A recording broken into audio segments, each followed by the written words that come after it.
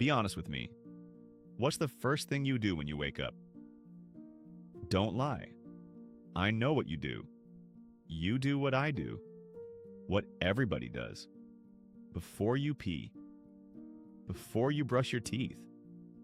Before you say good morning to the person lying next to you.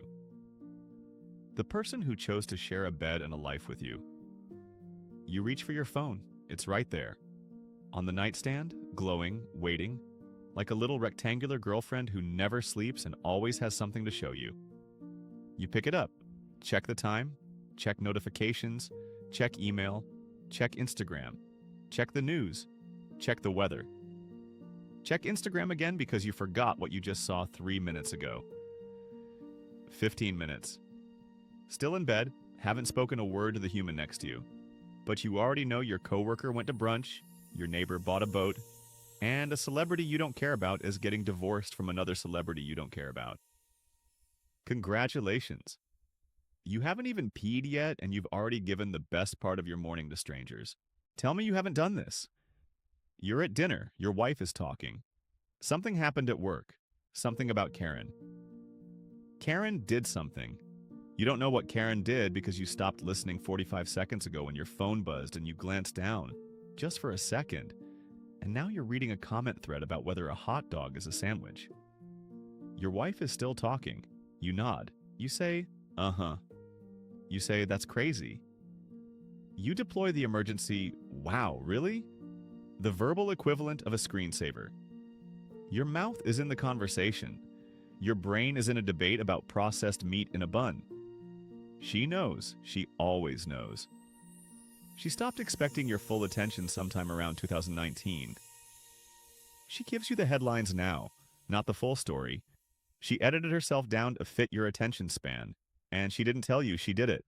Because what's the point? You just say, uh-huh. If you just did the uh-huh face while I was talking, at least you're honest. Hit subscribe. This one's going to leave a mark. And the kids. Oh man, the kids. You know what a kid does when they want to show you something? They walk up to you, full body, full energy, like every step is an event. Daddy, look! And what do we say? 1 second, baby. 1 second. Every time. While we finish a text, a scroll. Something that will matter to us for exactly 0 seconds after we close the app. You know what 1 second sounds like to a kid? It sounds like you're not as important as what I'm holding. They don't know what you're looking at. They don't care. All they know is the glowing rectangle gets your eyes, and they don't. And kids are smart.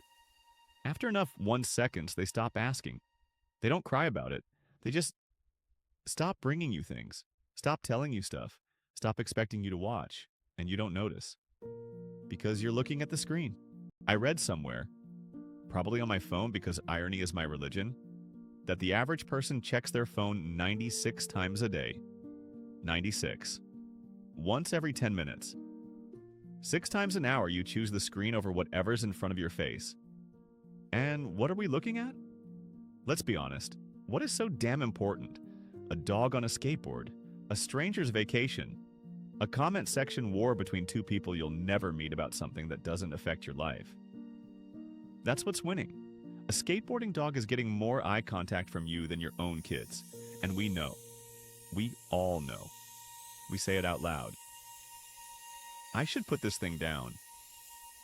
Then we pick it right back up because someone posted a picture of their lunch, and apparently we need to see it. If everyone's sick, nobody's sick. If every dinner table has 4 phones on it, it feels normal. It's not normal. It's not fine. I saw a video the other night.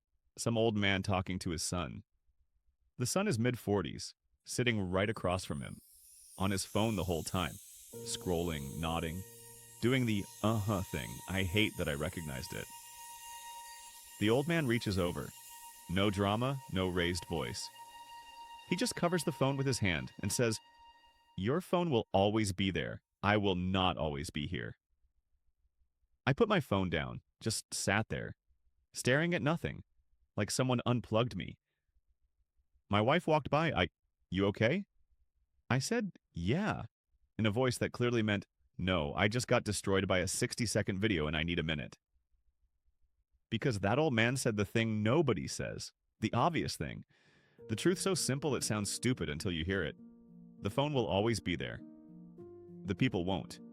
And you'll wish so hard it hurts that you could go back to that random Tuesday when they said, "Daddy, look," and you said 1 second.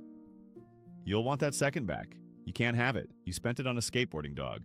My dad called me 2 Sundays ago. I saw his name on the screen. Let it ring. I wasn't busy. I was watching some guy make pasta I don't even cook. Called back the next day. We talked for 8 minutes. He told me about a neighbor's dog. Laughed about something. I said, "That's funny," while checking an email.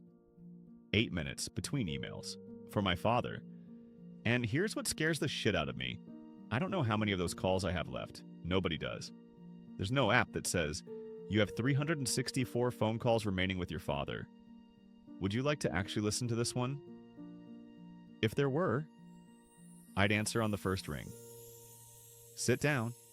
Ask about the neighbor's dog like it was the most important dog in the world. Because my dad laughing is a sound I won't always get to hear. And I've been treating it like background noise, but there's no app for that. Because the people who built this thing made sure it can recognize your face. But they never built a feature that says, "Put me down, your kid is talking to you." That's not a design flaw, that's the business model. If you have someone you haven't called back, just call them after this, not tomorrow, tonight. And tell me in the comments who you called. I want to hear about it. My wife said something 6 months ago. We were in bed. Phones on the nightstand. Quiet, not angry, just tired. We used to talk before we fell asleep. That's it. Then she turned over. And she was right. We used to talk about nothing. The kids. Dumb stuff that wasn't funny but felt funny because it was dark and we were tired, and everything hits different when you're about to fall asleep next to someone you chose. Now we scroll, side by side, in the dark. 2 people in the same bed, laughing at 2 different screens, sharing a blanket but nothing else. We replaced pillow talk with algorithms, and the algorithm doesn't give a shit about your marriage. She's watching home renovation reels. I'm watching cars I can't afford. She's doing the same thing I'm doing, and she knows it. And neither of us says anything. 6 inches apart. Building separate fantasy lives on separate screens. But hey, at least we both know what our friends had for dinner. After that video, I went home, put my phone on the kitchen counter. Face down. Sat on the floor next to my kid. He was doing homework. I didn't say anything. Just sat there. He looked at me, looked at my hands. Empty.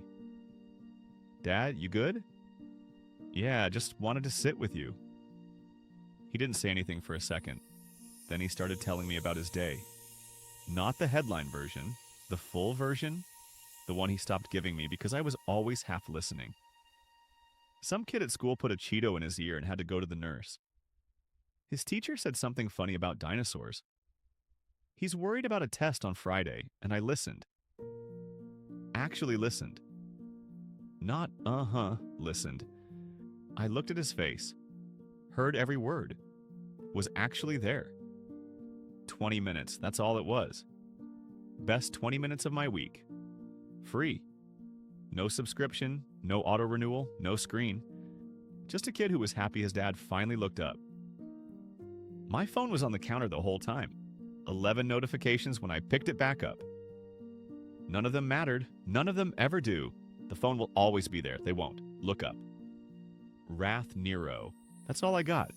Your phone's probably in your hand right now. Put it down after this, just for 20 minutes. See what happens.